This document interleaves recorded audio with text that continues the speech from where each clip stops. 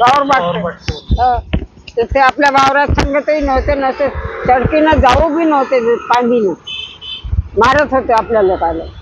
म्हणून त्या दशरथ पाटलानं पत्ता लावला बाबासाहेबाचा. त्याला समजलं का आपल्या समाजात एक पोरग खूप शिकला आहे, तर ते कुठं आहे, मुंबईले आहे, दादरले आहे. तिथं गेला दशरथ पाटील, तिथं जाऊन भेटला त्याला दशरथ पाटील बाबासाहेबाला.